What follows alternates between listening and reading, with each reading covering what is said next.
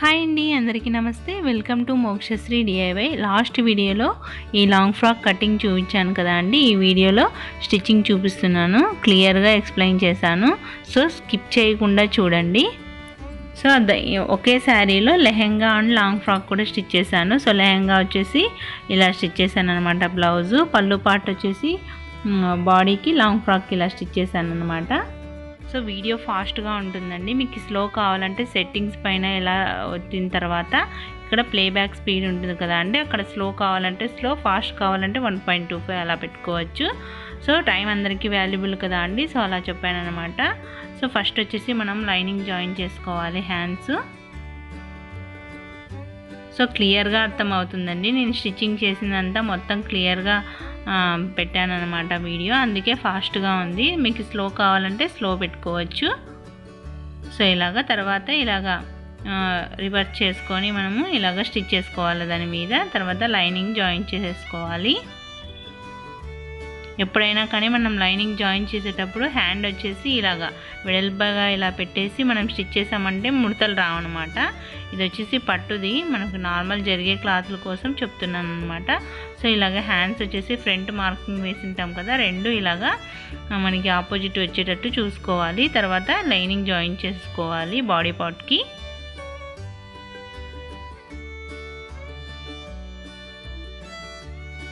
Lining join చేసేటప్పుడు hands ఇలాగ support పెట్టుకుంటూ ఇలాగ క్లాత్ అడ్జస్ట్ చేసుకుంటూ స్టిచ్ చేసుకోవాలి. మనం స్టిచ్చింగ్ చేసుకునేటప్పుడే జాగ్రత్తగా స్టిచ్ చేస్తే మరి మనకి రాంగ్ వచ్చిందని స్టిచెస్ తీయాల్సిన అవసరం ఉండదు. సో బ్యాక్ సైడ్ కూడా ఇలాగే జాయిన్ చేసుకోవాలి. బ్యాక్ సైడ్ వచ్చేసి మీరు ఇన్విజిబుల్ జిప్ అయినా తీసుకోవచ్చు, మీకు ఎలా స్టిచ్ చేసుకోవాలని చూపిస్తాను. లైనింగ్ జాయిన్ చేసుకున్న తర్వాత రెండు పీసెస్ని మనము ఇలాగ లాంగ్ స్టిచ్ అంటే పెద్ద కుట్టు, చివరి కుట్టు మనకి పెద్ద కుట్టు పెట్టేసి ఇలా స్టిచ్ చేసుకోవాలి, ఒక స్టిచ్ వేసుకోవాలి. సో రెండింటిని ఇప్పుడు మనము ఇలాగ ఫోల్డ్ చేసి ఇలా అన్న తర్వాత ఇప్పుడు మనకి జిప్ అనేది రాంగ్ సైడ్ పెట్టుకోవాలి. సో చూడండి, ఇలా పెట్టేసి ఇప్పుడు మనము స్టిచ్ చేసుకోవాలి. సో ఇలా స్టిచ్ చేసుకోవాలి. ఇది అనేది మనకి ఇన్విజిబుల్ కనిపించకుండా నీట్గా ఉంటుందన్నమాట. నేను జిప్ వచ్చేసి నార్మల్ది తీసుకున్నాను, మీరు ఇన్విజిబుల్ది తీసుకుంటే సో ఇలాగే స్టిచ్ చేసుకోవాలి. సో పెద్ద స్టిచ్, లాంగ్ స్టిచ్ వేసింటాం కదా, అది అనేది మనం ఇప్పుడు ఆ స్టిచెస్ అనేది తీసేయాలి. సో ఇలాగా ఇప్పుడు జిప్ తీస్తే మనకి ఇలా వస్తుంది. ఇక్కడ ఊడిపోకుండా ఉండడం కోసం మనం జిప్ ఒకసారి ఇలా రఫ్ చేయాలి. ఫ్రంట్ నెక్ వచ్చేసి స్లిట్ పెడుతున్నాం కదా, ఒక 3 ఇంచెస్ పీస్ ఇలాగ తీసుకొని లెంత్, సో ఇలాగా రెండు సైడ్లు స్టిచ్ చేసుకోవాలి. సో సెంటర్ ఇలాగ మార్కింగ్ వేసుకొని ఒక 2.5 ఇంచ్ లెంత్ ఇలాగ మార్కింగ్ వేసుకోవాలి. సో ఇలా మార్కింగ్ వేసుకున్న తర్వాత సో ఇప్పుడు మనము స్టిచ్ చేసుకోవాలి. సో మనం హుక్స్కి ఎలా స్టిచ్ చేసుకుంటామో అలాగా ఇలాగ వీ షేప్ వచ్చేటట్టు చిన్నగా దగ్గరగా స్టిచ్ చేసుకొని ఇలాగ కట్ చేసుకోవాలి.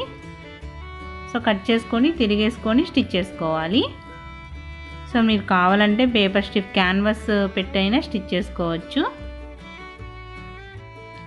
సో ఇలాగా మీరు లోపల హేమింగ్ అయినా చేసుకోవచ్చు. అయిపోయిన తర్వాత హేమింగ్ చేసుకోవాలి లోపల. సో ఇప్పుడు మనం షోల్డర్ జాయిన్ చేసుకోవాలి.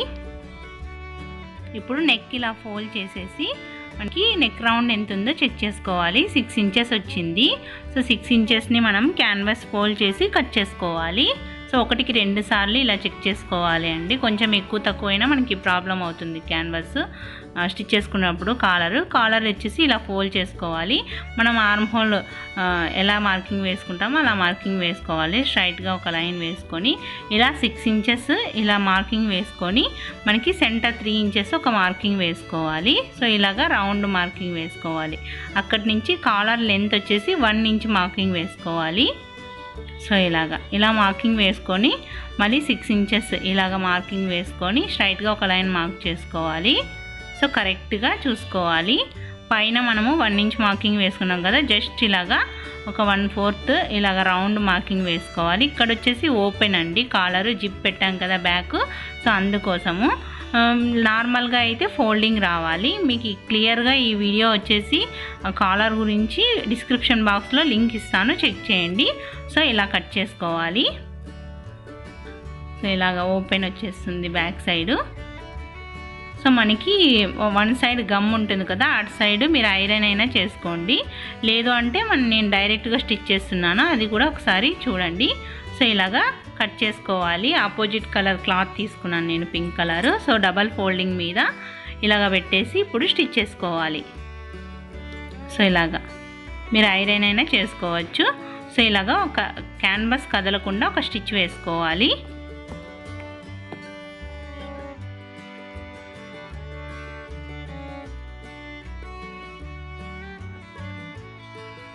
సో ఇప్పుడు వచ్చేసి మనము ఇప్పుడు ఇలా ఫోల్డ్ చేసి సెంటర్కి ఇలాగ కట్ చేసుకోవాలి, డబల్ మీద క్లాత్. సో వన్ సైడ్ ఇలాగ ఫోల్డ్ చేసి స్టిచ్ చేసుకోవాలి. సో ఇంకొక పీస్ తీసుకొని మనం రెండు జాయిన్ చేసుకోవాలి. సో పైన వైపు చూసుకోండి ఇలాగా. సో ఇలాగ పైన ఒకటి ఇలా స్టిచ్ చేసుకొని కింద 1/2 ఇంచ్ ఖర్చు వదులుకొని కట్ చేసుకోవాలి. సో ఇలాగ కట్స్ ఇచ్చుకోవాలి తిరిగేయడం కోసము. సో ఇప్పుడు తీసుకొని ఇది బ్యాక్ సైడ్ వచ్చేసి, బ్యాక్ సైడ్ చూడండి, గమనియండి ఒకసారి. బ్యాక్ సైడ్ మనము కాలర్ ఇలాగా స్టిచ్ చేసుకోవాలి, 1/2 ఇంచ్ వదులుకొని స్టిచ్ చేసుకోవాలి. క్యాన్వాస్ వదిలేసి నార్మల్ క్లాత్ వచ్చేసి స్టిచ్ చేస్తున్నాను. సో ఇది ఇంకొక పార్ట్ కూడా చూపిస్తాను, అటు సైడ్ కూడా క్లియర్గా అబ్జర్వ్ చేయండి. సో ఇలాగా ఇప్పుడు దీన్ని ఇలాగా ఉల్టా రివర్స్ చేసేసి 1/2 ఇంచ్ వదిలింటాం కదా మనము, దాన్ని ఇలాగ స్టిచ్ చేసుకుంటే ఫినిషింగ్ అనేది కాలరు నీట్గా వస్తుందన్నమాట. సో ఈ పక్క కూడా అంతే, మనకి 1/2 ఇంచ్ వదిలింటాం కదా, ఆ ఖర్చు అనేది ఇలాగ స్టిచ్ చేసుకోవాలి. సో ఇప్పుడు మనకి తిరిగేసిన తర్వాత నీట్గా కనిపిస్తుంది. మనం 1/2 ఇంచ్ ఫోల్డ్ చేసింటాం కదా క్యాన్వాస్కి, దాన్ని వచ్చేసి ఇప్పుడు దాని మీద పెట్టేసి స్టిచ్ చేసుకోవాలి. సో అర్థం అవుతుందని అనుకుంటున్నాను క్లియర్గా. ఇంకొక ఇటు సైడ్ కాలర్ స్టిచ్ చేసేది కూడా చూపిస్తాను, క్లియర్గా చూడండి. నేనేమి ఎక్స్ప్లెయిన్ చేయకుండా వీడియో చూపిస్తాను, క్లియర్గా అబ్జర్వ్ చేయండి. సో ఇలాగ స్టిచ్ చేసుకోవాలి, దాని మీద చుట్టూ ఒక స్టిచ్ వేసేసుకోవాలి. ఫినిషింగ్ అనేది కాలర్ అనేది నీట్గా వస్తుందండి ఇలా స్టిచ్ చేసుకుంటే.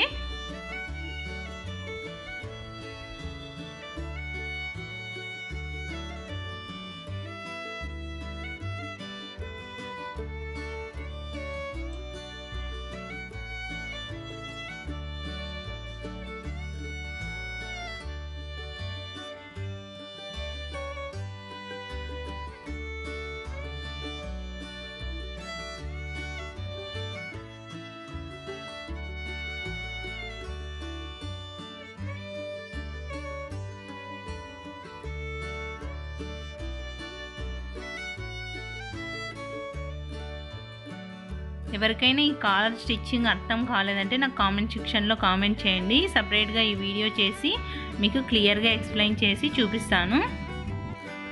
అలాగే ఏమైనా డౌట్స్ ఉంటే కామెంట్ సెక్షన్లో కామెంట్ చేయండి, నేను మీకు రిప్లై ఇస్తాను. సో కొత్తగా ఎవరైనా నా ఛానల్ని చూస్తున్నట్లయితే ప్లీజ్ లైక్ చేయండి.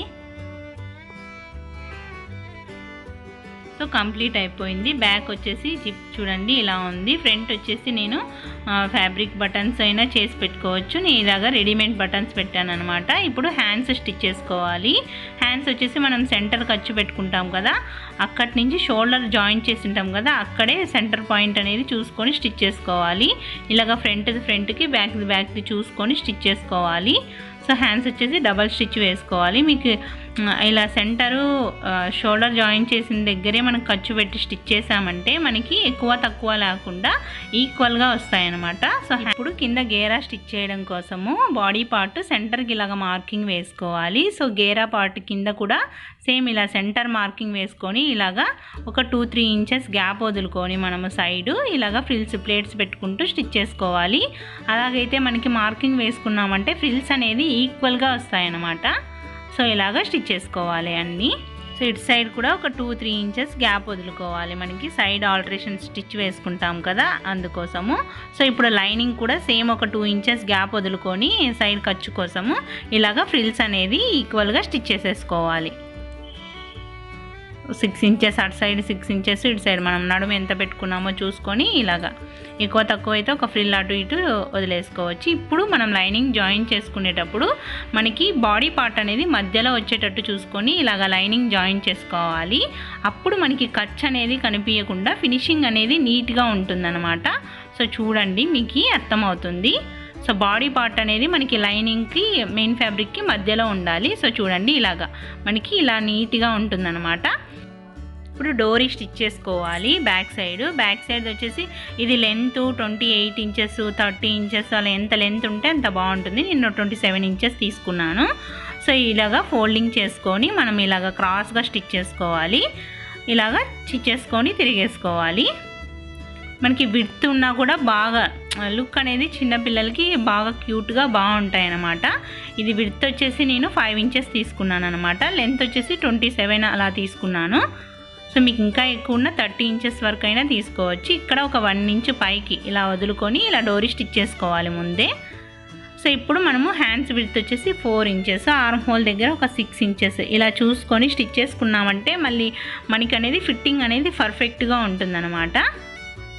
సో ఇక్కడ 2 ఇంచెస్ మనము ఖర్చుకి ఎంత వదులుకున్నామో అంత ఇలాగా. ఇక్కడ ఒక 4 ఇంచెస్ కిందికి డౌన్కి స్ట్రైట్గా లైనింగ్ మెయిన్ ఫ్యాబ్రిక్ కలుపుకొని స్టిచ్ చేసుకోవాలి. తర్వాత లైనింగ్ మెయిన్ ఫ్యాబ్రిక్ ఇలాగ సపరేట్ చేసుకొని మెయిన్ ఫ్యాబ్రిక్ని ఇలాగ స్టిచ్ చేసుకోవాలి. ఇది పోగుల కింద రాకుండా ఉండాలంటే మీరు ఓవర్లాక్ అయినా చేసుకోవచ్చు లేదా జిగ్జాగ్ అయినా చేసుకోవచ్చు. నేను వచ్చేసి ఫోల్డింగ్ చేసి స్టిచ్ చేస్తున్నాను. ఇలా ఫోల్డ్ చేసి స్టిచ్ చేసుకోవాలి. మనకి పీసెస్ కింద రాకుండా లుక్ అనేది నీట్గా ఉంటుందన్నమాట. సో ఇలాగా మొత్తం ఇలాగే స్టిచ్ చేసుకోవాలి. ఇప్పుడు వచ్చేసి మనము మెయిన్ ఫ్యాబ్రిక్ ఇప్పుడు లోపలికి పెట్టేసి ఇప్పుడు లైనింగ్ ఇలా స్టిచ్ చేసుకోవాలి. లైనింగ్ కూడా ఇలాగే స్టిచ్ చేసుకోవాలి. సో ఇప్పుడు అటు సైడ్ది కూడా అలాగే స్టిచ్ చేసుకోవాలి. మనకి సైడ్ ఖర్చు కోసం ఒక 2-3 స్టిచెస్ వేసుకోవాలి. ఇప్పుడు మనము కింద ఫిల్ట్ కోసము ఇలాగ ఒక 10 ఇంచెస్ పైకి మార్కింగ్ వేసుకోవాలి. సో 10 కానీ 11 ఇంచెస్ కానీ ఇలా మార్కింగ్ వేసుకొని మనం 10 ఇంచెస్ ఎక్స్ట్రా పెట్టుకున్నాం కదా లైనింగ్ కానీ మెయిన్ ఫ్యాబ్రిక్ కానీ.